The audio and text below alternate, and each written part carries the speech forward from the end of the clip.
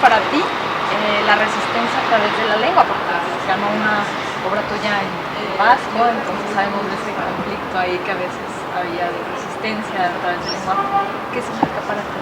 Bueno, pues es una gran alegría y un motivo de orgullo, ¿no?, que una obra escrita originalmente en euskera haya obtenido este reconocimiento. Y yo desde el primer momento he insistido en que, aunque el premio redunda en la visibilización de mi obra, puesto que yo sí soy una autora conocida en el País Vasco, pero fuera de las fronteras, salvo en círculos poéticos, no era muy conocida. Entonces esto sí que me ha aportado visibilidad, pero he recalcado que es un reconocimiento para mi obra y también para mi comunidad y para mi lengua, porque el euskera, aunque está en vías de normalización, en los últimos 40 años se ha hecho mucho para que llegue a las distintas esferas de la sociedad. Es una lengua que, bueno, está en un estado vulnerable. Sí, nos hablabas ayer un poco de ello. Y ahora hablemos de territorios. ¿Cómo ha sido transitar del terreno poético a la prosa de autoficción, que es Quema de Huesos? ¿Existen sacrificios o solo puentes? Bueno, sacrificios, no sé qué contestarte. Yo siempre he combinado los distintos géneros literarios, como la búsqueda de la identidad, temas como la explicitación del deseo, temas como la búsqueda de códigos alternativos o la atención al sufrimiento de los débiles o la presencia de la muerte, que aparecen tanto en el género poético como en el género en prosa. No te puedo hablar de sufrimiento. Es un trabajo que una hace para buscar la palabra exacta, para buscar la anécdota precisa, sugerente, para articular los párrafos con elegancia. Es un trabajo con todo lo que puede aportar de esfuerzo, ¿no? Pero no hablaría de sufrimiento o de sacrificio. En Quema de Huesos, que es la obra que vas a presentar de hecho mañana aquí en FIL, se respira una poética de la nostalgia con esta figura de la palmera que inaugura el libro y que ayer vi que en tu obra poética está por distintos lugares. Está la infancia, tu abuelo, los años escolares. Incluso cuando sentimos que narras ya tiempos más presentes, se respira nostalgia, así que me gustaría que hablaras de ello. Bueno, pues sí, yo creo que siempre que acudimos en los archivos de la memoria, sentimos cierta nostalgia, porque el pasado no es inmutable, la vida nos da y nos quita, y según van pasando los años, pues el camino es más corto. Tendemos a idealizar lo que tuvimos y lo que ya no tenemos. Por eso el título de este libro, ¿no?, La quema de huesos, es intentar metamorfosear o intentar hacer combustionar esos elementos de la vida, como pues, pérdidas, frustraciones, duelos, desgarros, que ya no ocupan un lugar legítimo, un lugar que debieran ocupar, y hay que transformarlos para que nos den fuerza y para que nos alimenten. Es una quema ritual que nos da luz y calor precisamente para poder seguir trabajando y empoderándonos como personas y como escritores. Sí, justamente eso iba a otra de las preguntas, de que el título de Quema de Huesos tiene mucho de ritual. Entonces escribir estos relatos que se leen como a modo de cortometrajes, ¿fue para ti justamente un ritual de la memoria? Sí, de la memoria, porque claro, hay muchos cuentos que están basados en escenas de la infancia, en recuerdos que a veces no son personales. En este libro hay un yo que es, digamos, hiperprotagonista, pero que no indica que corresponda unívocamente a Mirena Gurmeabe. Yo soy un yo que se hace proyección de otros yos colectivos, de mujeres que pertenecen a la misma generación y que se han desenvuelto en los mismos ambientes educativos, familiares, religiosos, etcétera, ¿no? Entonces, bueno, pues no sé, se me ha ido un poco el hilo lo que me has preguntado. Sí, era como más ritual, sí que ya había un dicho ritual, que eso sí. es, sí. Lo que pasa es que ninguna quema puede quemar la vida, ¿no? La forma de quemar esa vida es transformándola en otra cosa. Y de esta quema de huesos, de esta quema del pasado, es de donde viene esa ceniza que después se convierte en el libro de poemas. Esa ceniza, el libro de poemas que ganó el año pasado el Premio Nacional de Poesía, que se llama Cómo guardar ceniza en el pecho, es decir, esas cenizas vienen de esta quema. ¿Y la ceniza qué es?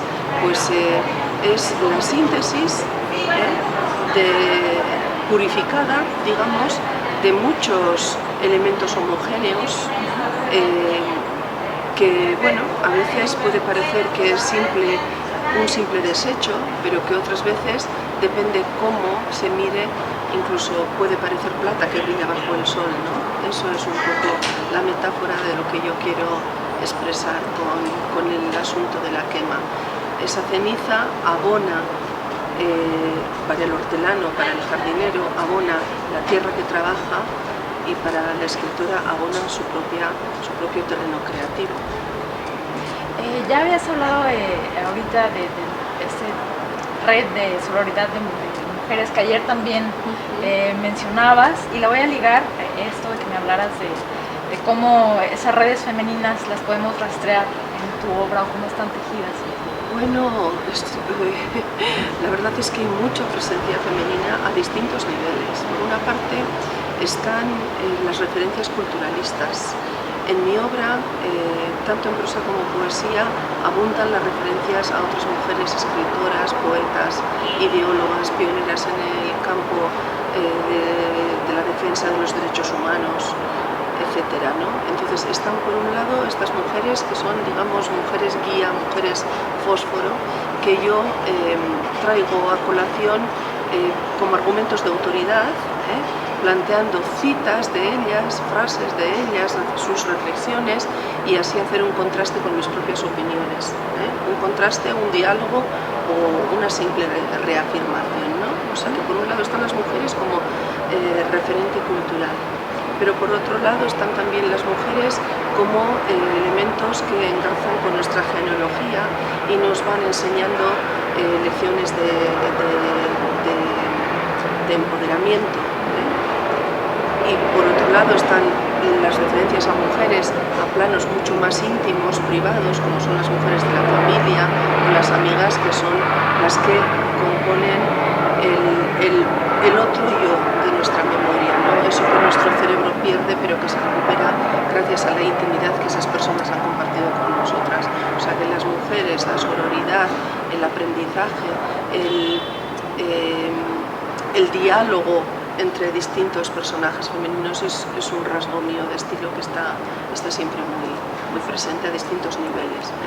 A veces concibo mi obra como si fuera un anfiteatro en el que hay distintas gradas, que no todas están ocupadas, pero estas gradas están ocupadas por mujeres que hablan entre ellas, se preguntan, se comentan.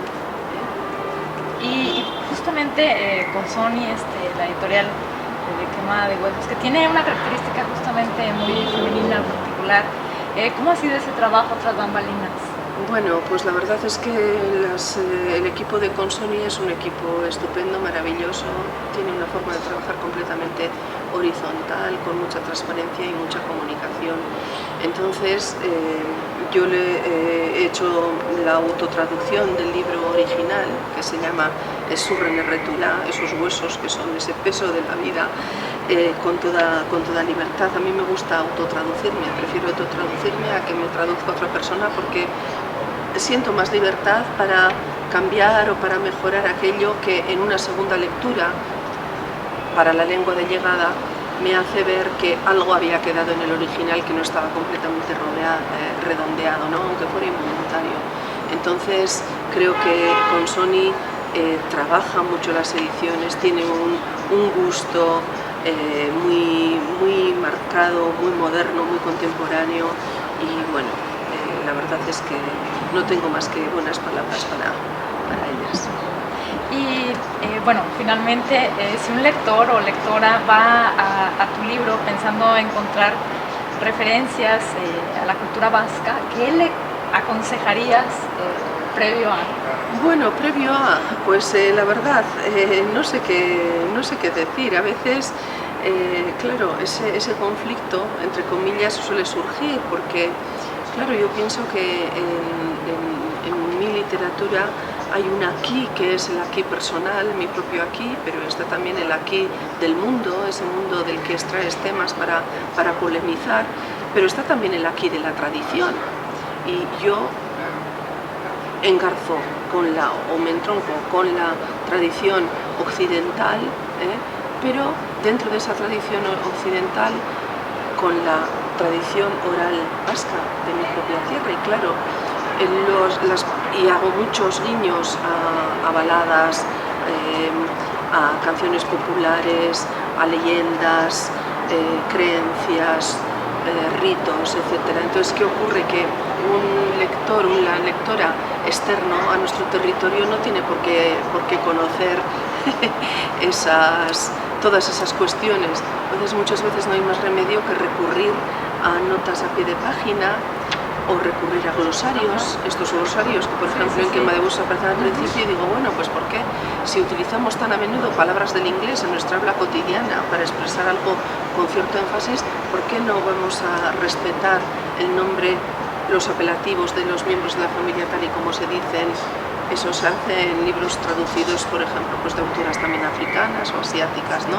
Es una forma de exportación, mini exportación cultural. Entonces, los glosarios, las notas a pie de página, las aposiciones, cuando quieres aportar una información que consideras relevante para que se pueda entender mejor lo que estás diciendo, pues son alternativas que bueno, pues que surgen según se desarrolla el trabajo de traducción, ¿no?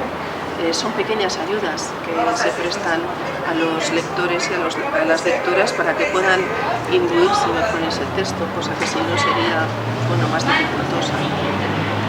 Pues muchas gracias.